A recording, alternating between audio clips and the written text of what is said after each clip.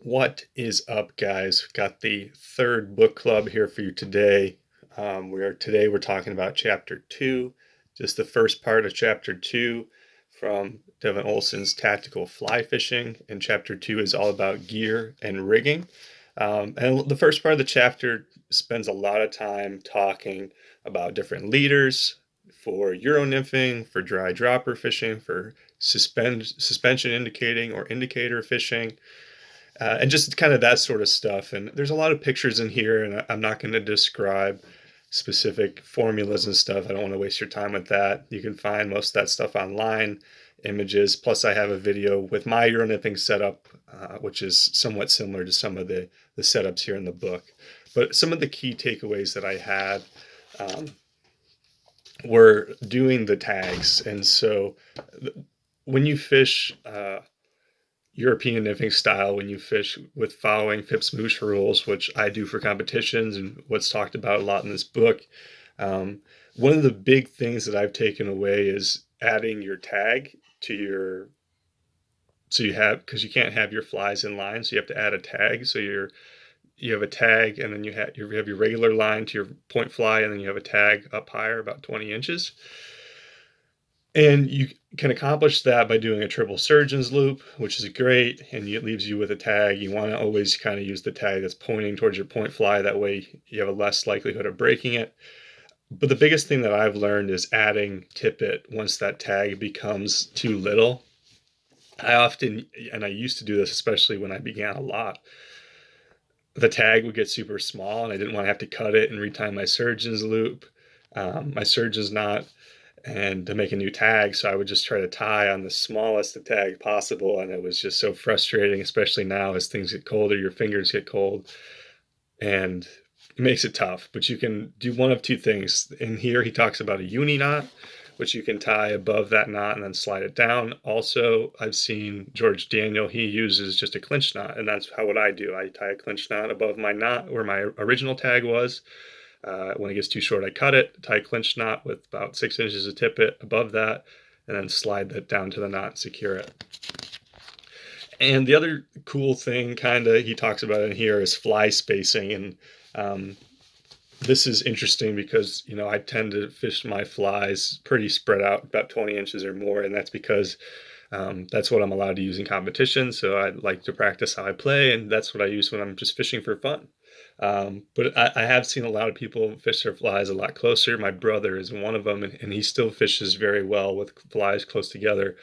Um, but the biggest thing, I think, with spreading out your flies is the farther they're spread out, and to a point. You don't want to go too far.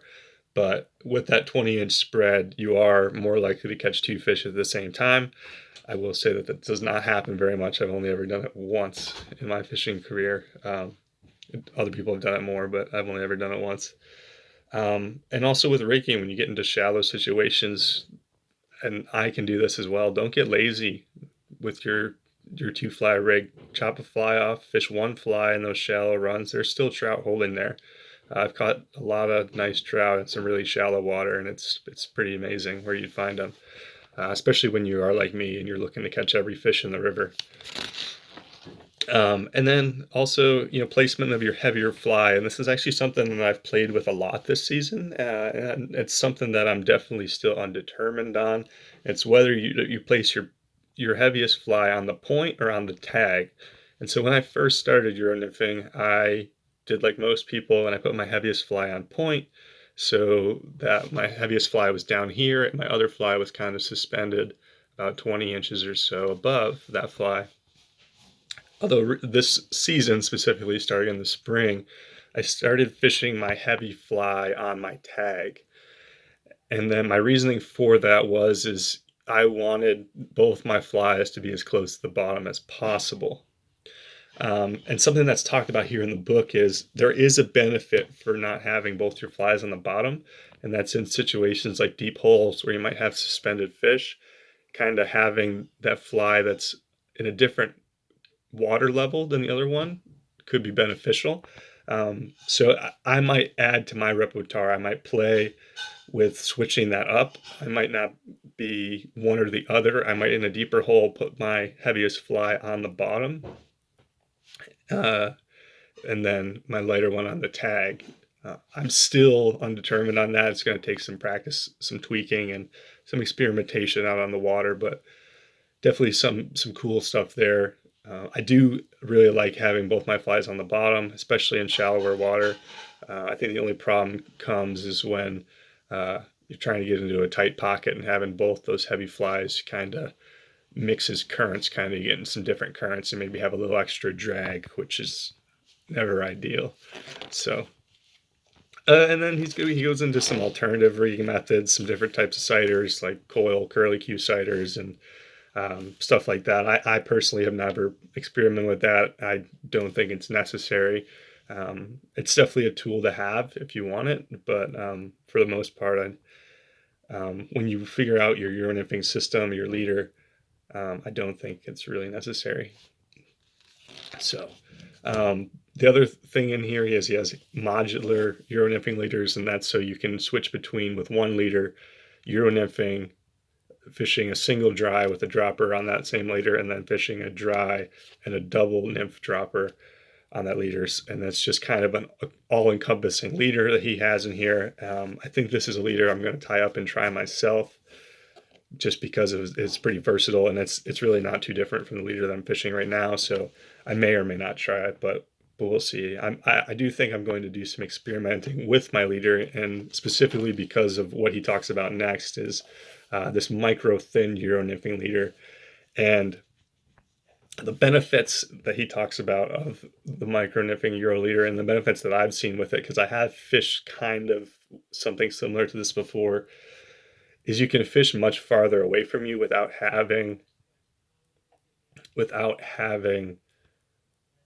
sag in your leader. And I personally fish a pretty heavy leader. I think my cider is 10-pound high vis Suffolks. So that's pretty heavy, and I do get a bit of sag. And most of my hook sets are not because I feel fish, they're because I see my cider move, which is okay. But he talks about how with this micro thin leader, he can feel a lot of the takes. He can feel them kind of at the same time as he sees them. And that's something that's a bit attractive to me, and something that I wonder if that'll up my game at all. But it's going to take some time to get used to. When I did fish that other leader that was kind of micro, it's more micro than the one I use, I had a hard time casting it, and he points that out, that it's really hard to cast this micro thin Euro leader. So just a little casting practice could help. Giving it time. I don't know if I ever gave enough time, enough reps with that leader to see how it would work for me. But give it time. Realize it's not gonna, like anything, it takes practice, and do that. And he's also got in here his Spanish style presentation dry fly leader, which is something that I really want to try out. I haven't tried it yet. I personally struggle fishing dry flies. I've been getting better, but I want to incorporate this leader into my game. And then he also has his suspension / strike indicator leader, which is what I've been using to do some dry dropper fishing. It's been very windy in Colorado and Montana, where I just came from when I was fishing. And this suspension strike indicator leader is perfect for fishing dry dropper. And I really love it. I've had good success with it. So we'll get into the second half of chapter 2 next week. I just wanted to break down some of the leaders and stuff, some of the stuff that I took away. Please, I'm going to leave the description again to this book. If you haven't got it, you want to get it, it's definitely worth your time. Take a look at these leaders. You can search them online. And yeah, so I hope you guys all enjoy. I hope you all learned something. I've definitely been learning a lot just reading this book, and I've even read chapters of this or sections of this book before. It's, back when I was looking for a dry dropper leader, I came here and I went to the strike indicator / suspension leader section, found this leader and found how I could modify it for what I need on the water. So really insightful book. I'm definitely learning a lot. Hope you guys are too.